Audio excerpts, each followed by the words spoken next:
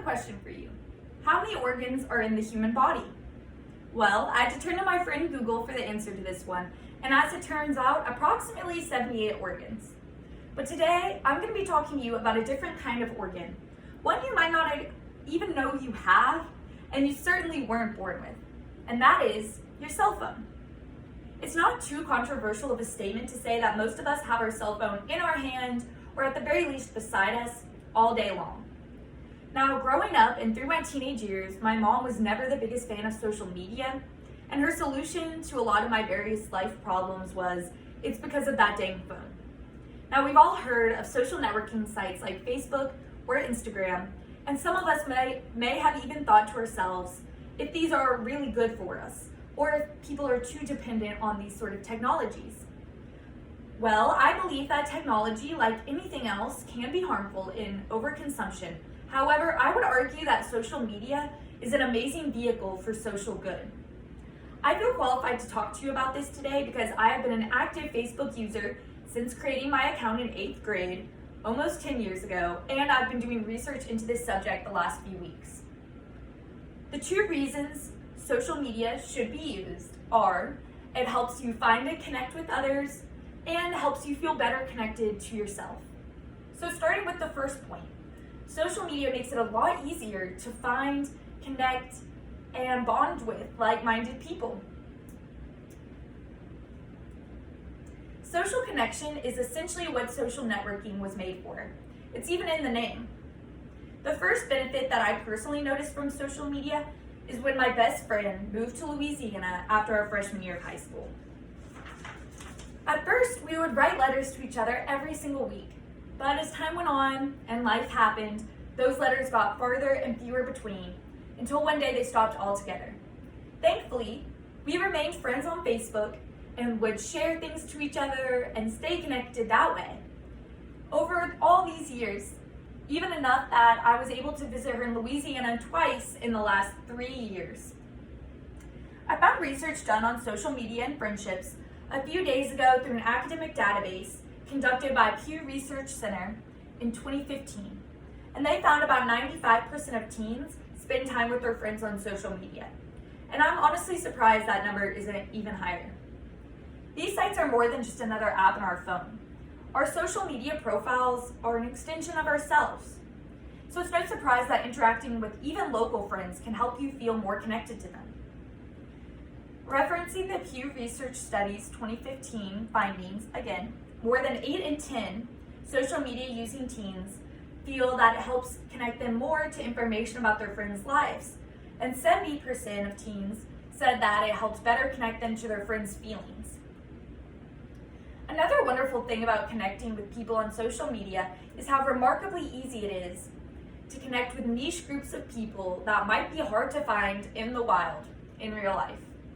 Using another personal example, I recently got a game called Animal Crossing for my Nintendo Switch that I have loved ever since I was a kid.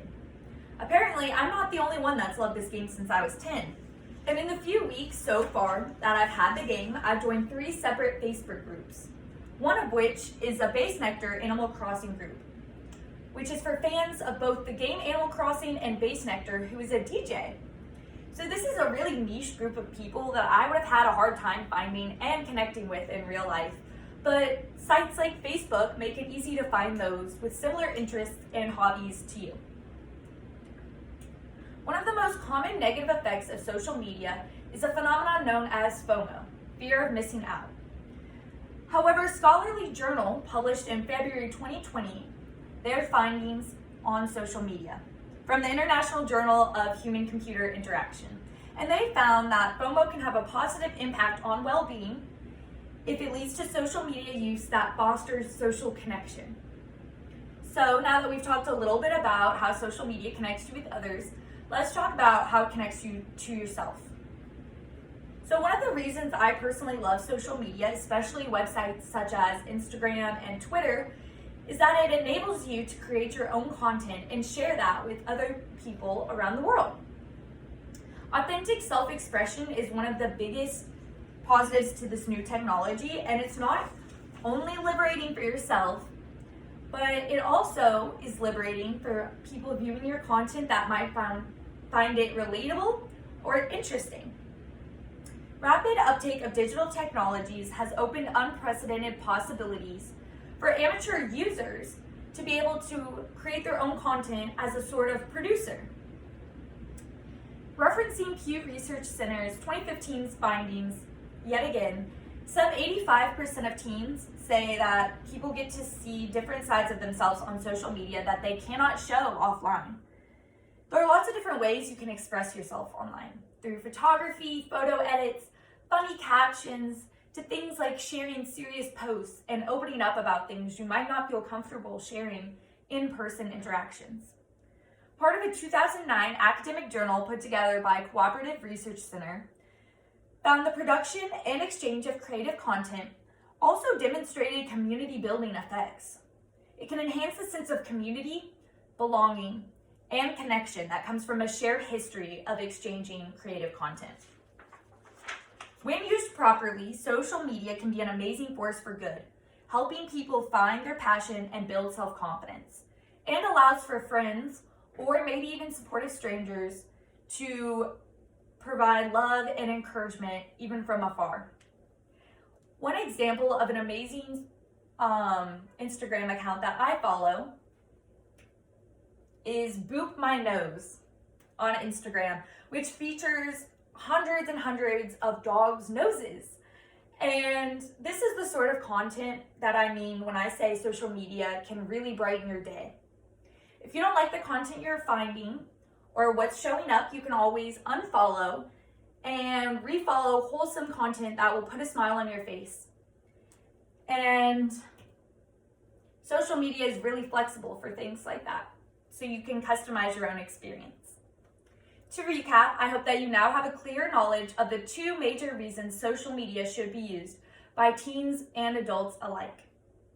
It provides an easy way to make and connect with friends and opens the door to a new type of self-expression which can increase your self-confidence. I'd like to leave you with a thought.